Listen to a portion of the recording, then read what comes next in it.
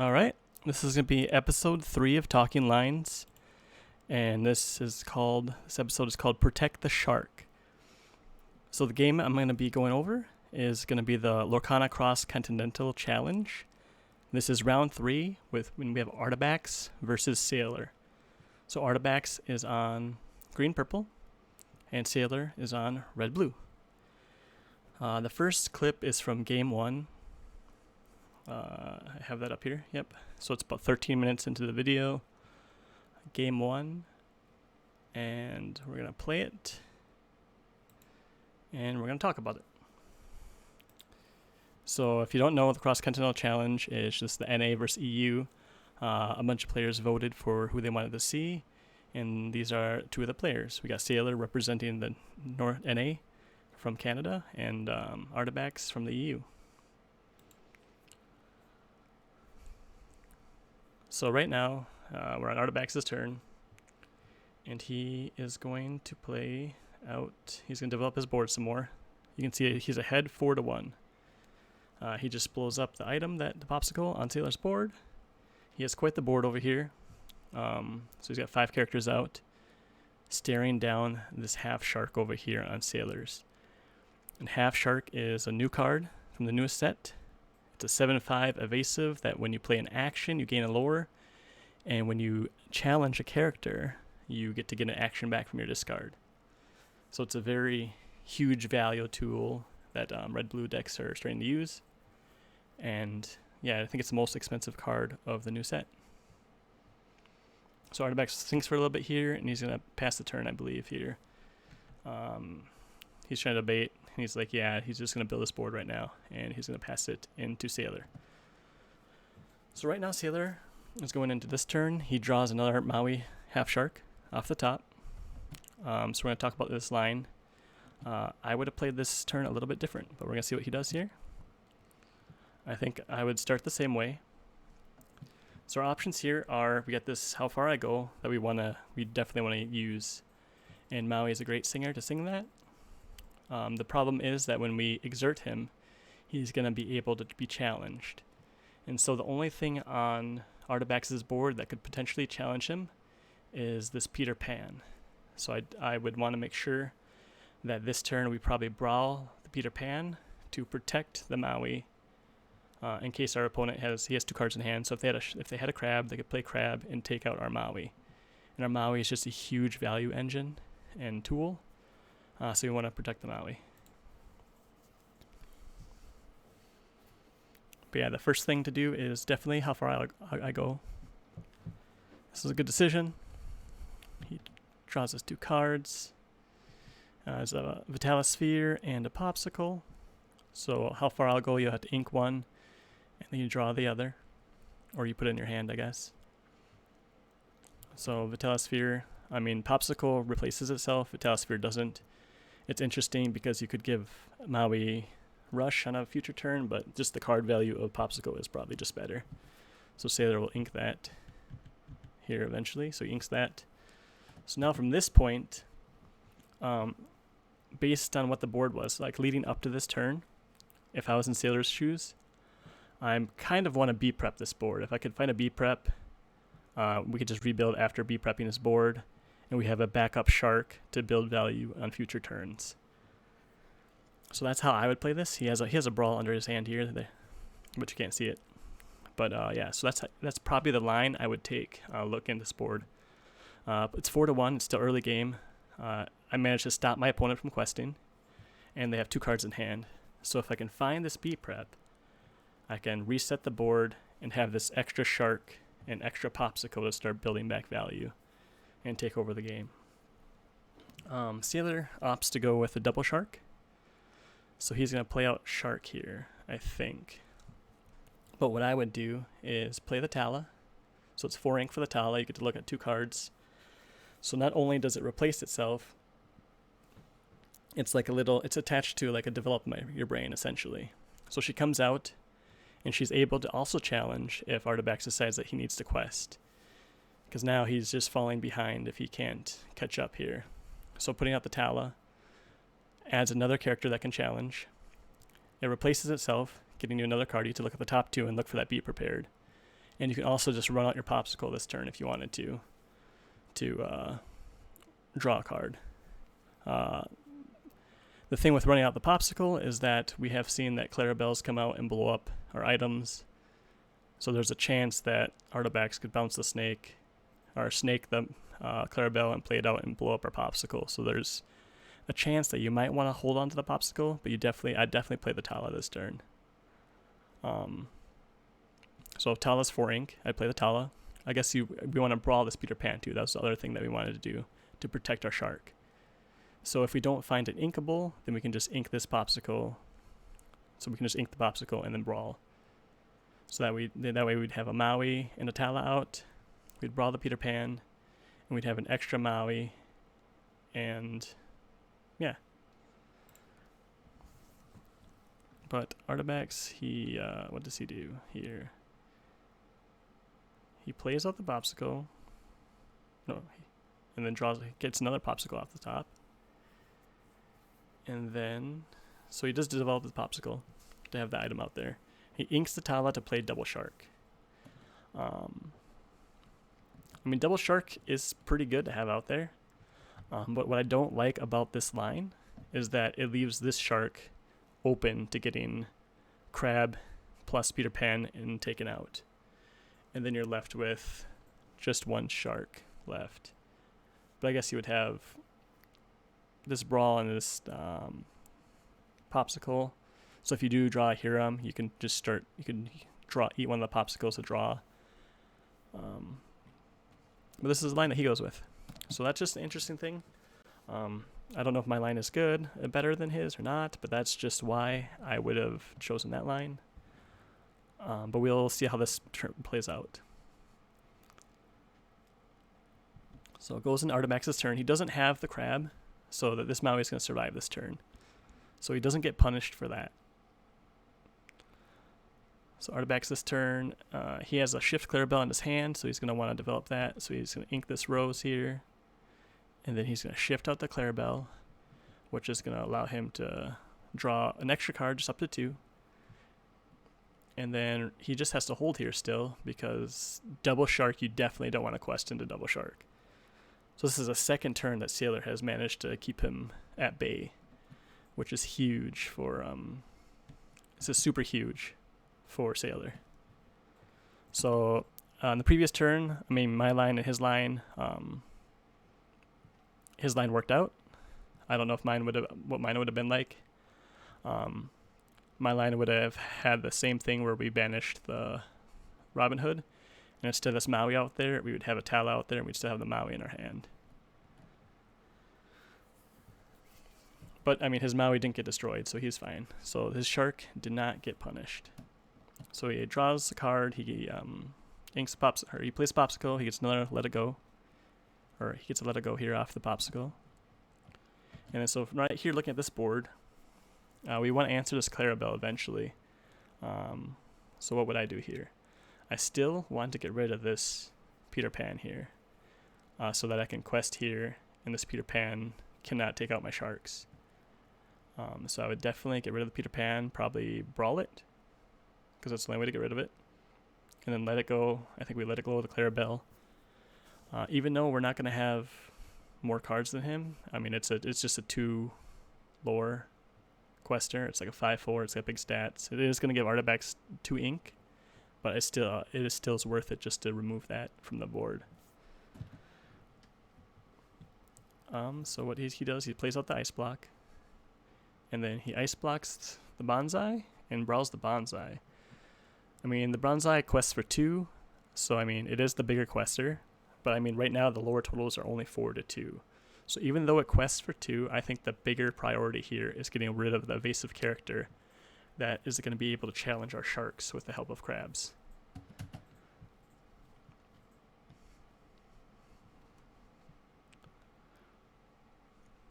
So after doing that, he sings the Let It Go onto the Clarabelle, puts it into the inkwell, so Artabax goes from 4 ink to 6 ink, and then he's just going to quest with this other Maui. So now he has no more cards in hand, and he's got double shark, but one's exerted, or they're both exerted. So right here, the board looks, your board is definitely better. you have 2 sharks. Your opponent has a small Diablo, a small Clarabelle, and a Peter Pan Shadow. I think that's Shadow. It's one of the Peter Pans that has the evasive rush. So Artabax goes into his turn and he draws. He plays a rabbit out there just to draw another card. And with that extra, he got ramped a couple extra ink from the Let It Go. So he's also able to develop this crab, buff the Peter Pan, and crash it into one of the Mauis, removing it. So now, just like that, just with the rabbit draw, and with the crab taking out the Maui, the board swings pretty heavily, I would say. A cat just jumped on me. So with that, yeah, that Maui gets cleared, and he's going to pass the turn here. So now Sailor's top decking now, and he's staring down a Clarabelle, a rabbit, a crab, and a Diablo. And from this position, it's definitely a weaker point to be in. And then, yeah, so this game is a very close game. I highly recommend watching it. If you haven't, I think you may have already seen it, and that was what brought you here. But it is a very, very close game. But Artabax does manage to take it down. So right here, he quests with a shark. He develops a Tamatoa. Artabax he needs to start questing here. So he's going to start putting out some characters, and he's going to turn things sideways. Now, this next turn is a different line that I was considering too. Like, I wasn't sure that we can talk about it though, so we might as well just keep playing out this game. So Artabax develops some more characters. He puts out a goat and a rose, which both gain lore upon entering. He turns everything sideways, so that's questing for 4 extra lore. So it's a 6 lore this turn, going from 4 to 10. And so now we have to answer things. We have a Maui, and we can have a brawl, so we can definitely double brawl in Maui, so that definitely clears 3 things. And then the main question is what we want to do with our Tamatoa. Because Tamatoa has 8 willpower, so he is a very juicy target for a go-go. So the thing is, do you want to exert him? Do you not want to exert him? I think when I was looking at this, I think the line that I was thinking of, which is actually a worse line, I think Sailor finds a great line that's like, if you don't answer this, I win. It's risky, but I mean, you got to make them have it, and if they have it, they win. If they don't have it, you win. My line would have been a little bit slower. I would have tried to control the board more from this point. So first he starts the popsicle, draws another card. So this is the information we got. So from this position, what I would want to do is you definitely want to get rid of the crab, because of if the crab gets banished on his turn, he can play with Challenger. So I think we Maui into the crab, and then our Maui has 2 willpower left. We can brawl. Well, we brawl first. So we brawl first. We can brawl the rabbit, and then we Maui into the crab, get the brawl back. And I would ice block the white rose, because it's a 3 strength character that if you bounce it, it's also annoying. They would want to bounce the goat, but just getting that off the board as well is good. So then I'd brawl that. So we'd take care of crab, we'd take care of white rose, we'd take care of rabbit. So that leaves Clarabelle, goat, and Diablo. And then I'd probably just use this Tamatoa to get rid of the Clarabelle. So now the question from that point would be, do we use these popsicles? Because what could our opponent draw here? Because they're going to draw a card off the rabbit, so they'd have an extra card in hand here, and they're going to draw for turn. So the Maui shark would have 3 damage from crab, so that means that Elsa would take it out. So I would probably popsicle the Maui just to save it from an Elsa, and then Tamatoa would have 1, so 7 would take him out. So it feels bad, but I would consider popsicling him as well, just to protect him from a crab, because a goat plus a crab would finish off this Tamatoa. So what I would do is yeah, so my characters would both be exerted. I would lose 2 popsicles. Maui would still have 1 damage on him. Tamatoa would be full health. And Artabax would only have Goat and Diablo left, plus 2 cards in hand from this position. But let's do Sailor's play. I actually like Sailor's play a lot. It's more aggressive than mine. Mine is definitely more conservative. But his play is like, I win or you win, and we're going to figure it out right here. So let's see what happens. Sailor, what does he do? He's checking his discard, he's thinking his playthrough, and he starts off with, yeah, I mean it's a very complicated turn because the score is 10-8, but there's so many characters on board. Tamatoa could quest for 5, so it's a huge swinging game. This is a crucial turn of the game.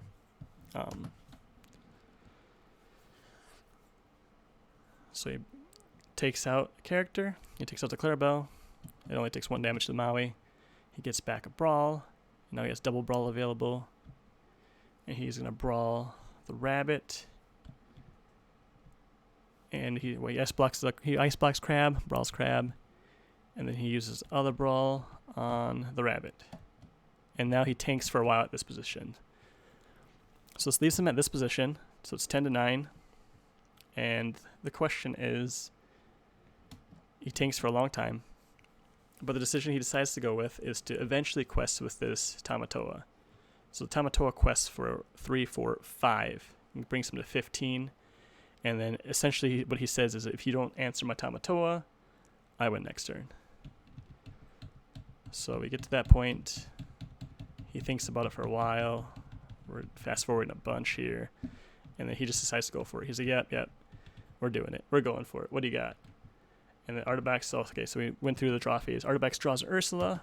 So right now, it looks like Sailor has the game. He's got my eyes like, he's like, dude, I don't know. Tanked a lot. It's like, do you have it? Do I have it? I don't know. We'll see. And Artabax is like, it doesn't look good. But the play here, if you can see it, is we only have 7 damage. We have to remove the Tamatoa. And it looks like we can't do anything, but there's this Diablo that draws a card. So Artabax does find this line. So some characters, like some players, I would say, they would just scoop it up right here. They're like, I can't do anything. You got it. Scoop them up. But some players would miss this crucial thing where you're just, okay, you get 1 more draw. I'll crash my Diablo into your Tamatoa, draw, boom. He finds a card that he needs, a card to help him clear the Tamatoa. So this 4 questing Rush Fox plus the 4 Goat is going to be able to banish this Tamatoa. So then what he's able to do is he's able to Ursula, take a peek at his hand. So I had 1 hand. He's like, let's get some more information. Okay, we got how far I go. That feels good. We quest with the Rose because to get that lore, and we need a bounce target. So he's going to crash the Goat for the 4 damage into Tamatoa. He'll quest with the Rose, bounce the Rose with the Fox, crash into Tamatoa, and then he'll just put out the board. So that's what's going to happen here. Does that, quest, bounce, puts out the board, and passes it back.